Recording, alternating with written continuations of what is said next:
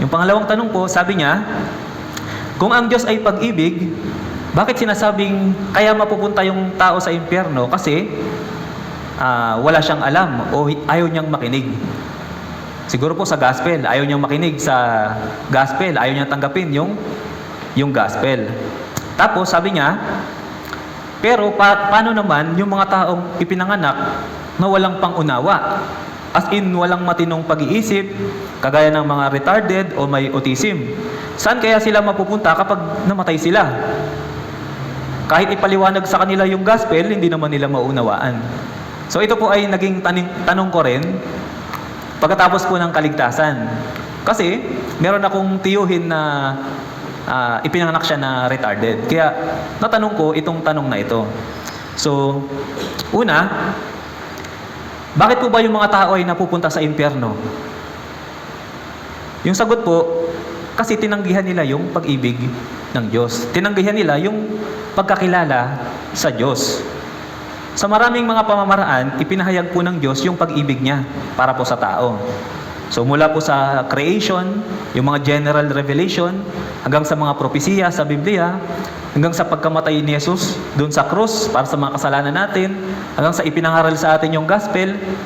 So, ipinapakita ng Diyos yung pag-ibig niya para po sa tao. Para yung tao ay huwag mapunta sa impyerno. Tama po? Pero bakit may mga tao na napupunta pa rin sa impyerno? Kasi, dito na po pumapasok yung free will. Binigyan tayo ng Diyos ng sariling pagpapasya. So, nasa pagpapasya natin, kung mamahalin ba natin ang Diyos o mamahalin natin yung sarili natin at yung sarili nating kalooban. So, palagay po ninyo, meron bang pupunta sa langit na hindi umiibig sa Diyos? Lahat ng pupunta sa langit, merong pag-ibig para po sa Diyos. Tama po? Yung mga tao na hindi umiibig sa Diyos, pwede ba silang pilitin ng Diyos? Mahalin mo ako. Hindi po, di ba? Kung yung pag-ibig ay sa pilatan, hindi po yung tunay na pag-ibig. Kaya po yung mga tao, bakit sila napupunta sa impyerno? Kasi po, yun ay choice nila. Hindi nila inibig yung Diyos. Hindi nila piniling kilalanin yung Diyos at hindi nila piniling malaman yung pag-ibig ng Diyos para po sa kanila. Ayaw nilang kilalanin yung pag-ibig ng Diyos. Ayaw po nilang tanggapin. Kaya, basically, bakit po may mga tao na pupunta sa impyerno? Kahit na ang Diyos ay pag-ibig. Kasi, dahil po sa free will, pinili nila na mahiwalay sa Diyos. Pinili nila na mahiwalay sa pag-ibig po ng Diyos. So, choice po nila yon. Bakit may napupunta sa impyerno?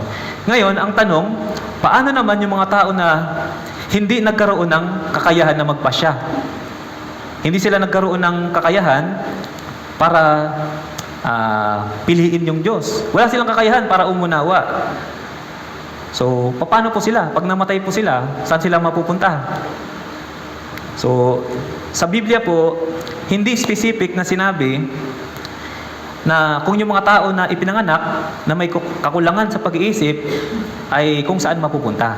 Pero, meron pong mga ebidensya na kung yung isang tao ay ipinanganak na walang kakayahan para magpasya, sila po ay sako pa rin ng walang hanggang katubusan na ginawa po ni Jesus. So, si Jesus, namatay po para sa lahat. Tama po?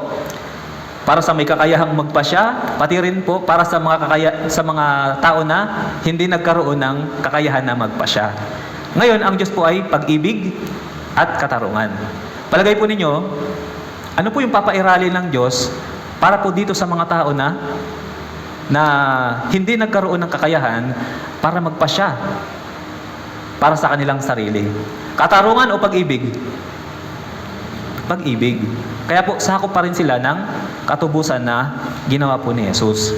Yung isa pong halimbawa, so kagaya po ito ng paniniwala po natin na kung yung baby ay namatay, saan po siya mapupunta?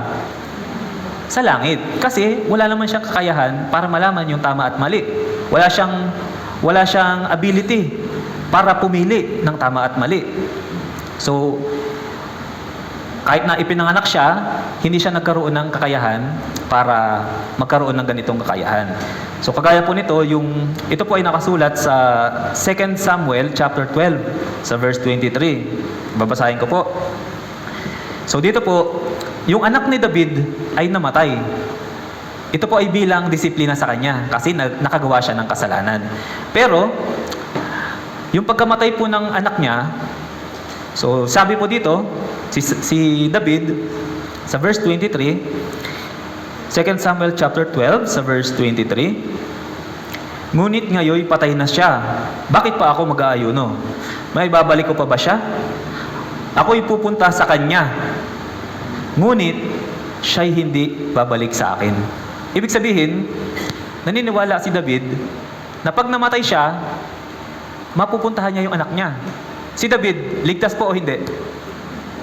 Ligtas, tama po. Meron siyang pananampalataya, tunay na pananampalataya. Kapag namatay siya, alam niya, mapupunta siya sa langit. Ngayon, sabi po niya, ako'y pupunta sa kanya. Ibig sabihin, nauna na yung anak niya doon sa langit. Tama po? So, ibig sabihin, yung mga baby, dahil wala po silang kakayahan, para po mag-decide para sa kanilang sarili, sila po ay sakop na ng walang hanggang katubusan na ginawa po ni Jesus.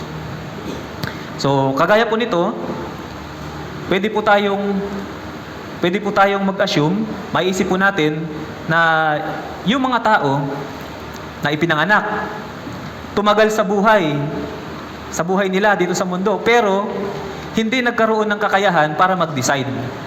Hindi sila nagkaroon ng kakayahan para malaman kung ano yung mali, kung ano yung tama. Ibig sabihin,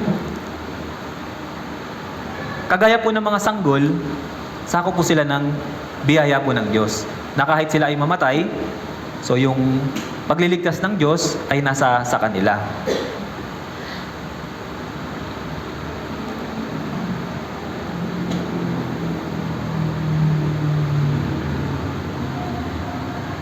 Kaya po, para po sa atin ng mga naligtas, yung pagkakilala po sa Diyos bilang pag-ibig at katarungan, so papasok po dito yung tamang pagkakilala sa Diyos. Ang Diyos po ay sagana po sa pag-ibig at sa biyaya. So para po sa mga hindi nagkaroon ng kakayahan na makapag-isip ng tama, makapag-decide para sa kanilang sarili, so masagana po yung biyaya at pag-ibig ng Diyos sa kanila. Kaya po, kahit na hindi po nila maintindihan yung gospel, ahatulan po sila ayon po sa pag-ibig at biyaya po ng Diyos. Kaya sila po ay sa langit mapupunta. So sana po ay nasagot po itong dalawang katanungan po ng mga